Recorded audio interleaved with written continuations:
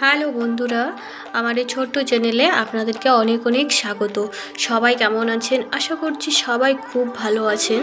তো আজকে আমি আপনাদের একটা খুব সুন্দর বিস্কুটের রেসিপি শেয়ার করতে যাচ্ছি, যেটা আপনারা সকাল বিকাল চায়ের সাথে খেতে পারেন। এটা খুব সহজে এবং খুব কম জিনিস দিয়ে এগুলো বানানো যায়, আর এগুলো খেতে খুব টেস্টি। তো তার জন্য আপনারা প্লিজ ফুল ভিডিওটি দেখুন, আর যদি ভালো লেগে থাকে তাহলে অবশ্যই একটা লাইক আর একটা শেয়ার করে দেবেন, আর যদি সাবস্ক্রাইব না করে থাকেন তাহলে একটা সাবস্ক্রাইব অবশ্যই করে দেবেন। তো চলুন বানিয়ে নেওয়া যাক। এর জন্য আমি একটা থালা নিয়েছি, তাতে আমি দিয়ে দিয়েছি 1 কাপ মতো ময়দা, আর এখানে আমি নিয়েছি হাফ কাপ মতো বাদাম, যেগুলো আমি গুঁড়ো করে নিয়েছি, আর নিয়েছি হাফ কাপ চিনি।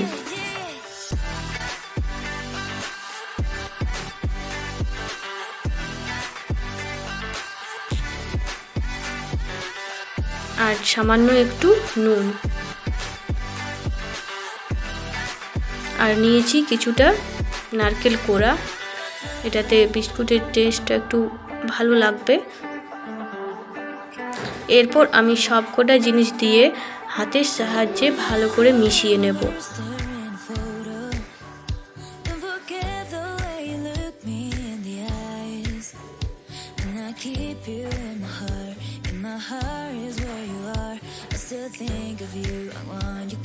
এটা আমি ভালো করে মিশিয়ে নিয়েছি।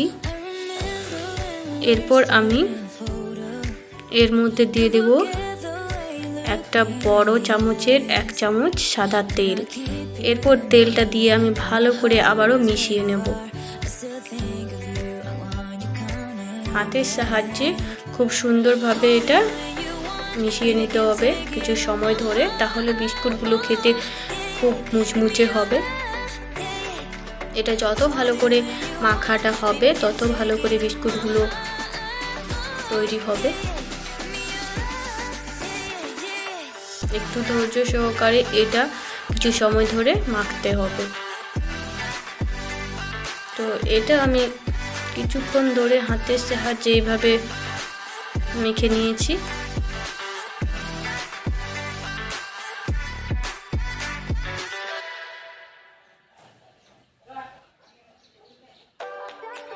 দেখতেই পাচ্ছেন আমি কিভাবে এটা মাখছি।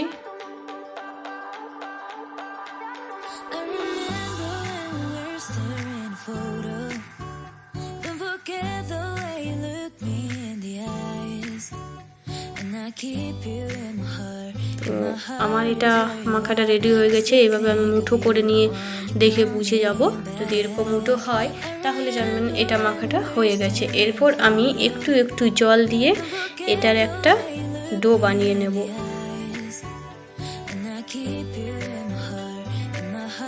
এই ডোটা কিন্তু বেশি নরম হবে না, তার জন্য আমি একটু একটু জল দিয়েই এটা মেখে নিচ্ছি, না হলে বেশি জল দিলে একবারে এটা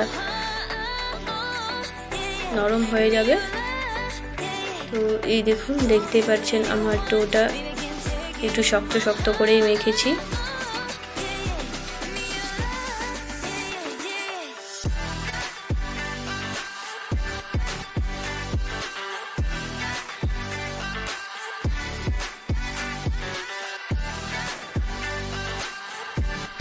ডোটা আমি ভালো করে মেখে নেব।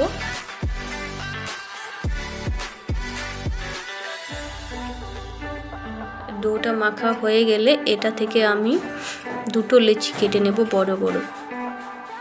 তারপর আমি হাতের সাহায্যে প্রথমে এইভাবে গোল করে নেব, আর একটু চেপে নেব এইভাবে তালুর সাহায্যে। এরপর আমি এটা বেলনার সাহায্যে এইভাবে আমি বেলে নেব।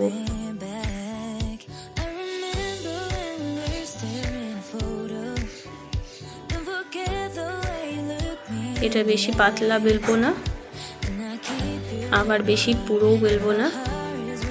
আমি আপনাদেরকে দেখিয়ে দেব আমি কতটা পুরো এটা বেলেছি, আমার রুটিটা কতটা মোটা।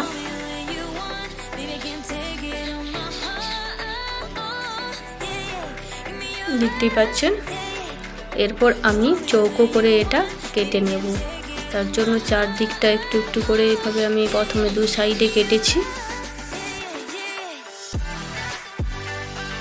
এরপর এগুলো আমি তুলে রাখবো। এগুলো আবারও আমি বিস্কুট বানানোর জন্য ব্যবহার করব। তো এই দেখুন, প্রথমে দু সাইডে, তারপরে অপর দু সাইডেও আমি এইভাবে চৌকো করে কেটে নেব।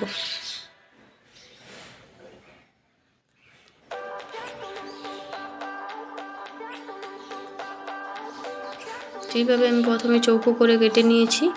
তারপর এটার মাঝ বরাবর আমি ছুরির সাহায্যে কেটে নেব সমানভাবে। আর তারপর আমি এই যে যত বড় বিস্কুটগুলো হয় সেরকম একটা মাপ অনুযায়ী আমি কেটে নেব।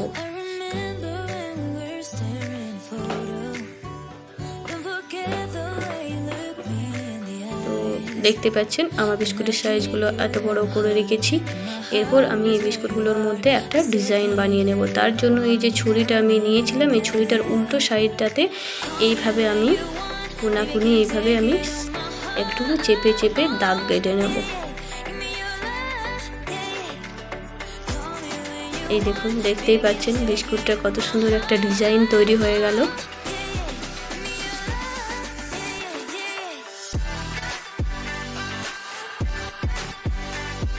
তো আরেকটা আমি আপনাদেরকে ডিজাইন করে দেখিয়ে দিচ্ছি। এই দেখুন, ছুরিটার উল্টো সাইডে এইভাবে চেপে চেপে দাগ কেটে নিতে হবে, তাহলে একটা খুব সুন্দর ডিজাইন চলে আসবে। তো এইভাবে আমি সব বিস্কুটগুলো বানিয়ে নেব। দেখতে পাচ্ছেন আমার সবগুলো বানানো রেডি হয়ে গেছে। আবার যেগুলো বাকি আছে সেগুলো আমি বানাবো। তো এরপর আমি একটা কড়াইয়ে সাদা তেল গরম হতে দিয়েছি। তেলটা যেন বেশি গরম না হয়, মিডিয়াম গরম থাকে। তারপর এই যে বিস্কুটগুলো আমি একটা একটা করে তেলের মধ্যে ছেড়ে দেব। আর এগুলো হালকা আঁচের মধ্যেই ভেজে নিতে হবে, যাতে ভিতর থেকে এগুলো ভাজা হয়ে যায় আর বিস্কুটগুলো খুব মুচমুচে হয়, খাস্তা।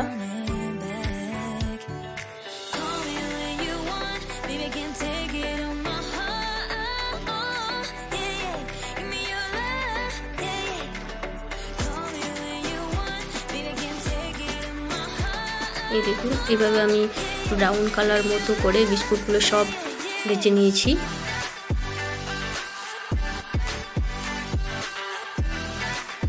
এরপর বাকি বিস্কুটগুলো আমি কিভাবে ভেজে নেব। আর একটা থালার মধ্যে আমি সব বিস্কুটগুলো তুলে নিয়েছি। দেখতেই পাচ্ছেন বিস্কুটগুলো দেখতেও কতটা সুন্দর হয়েছে, আর এগুলো খেতেও খুব মুচমুচে খাস্তা। তো নমস্কার, দেখা হবে আবারও পরবর্তী ভিডিও নিয়ে।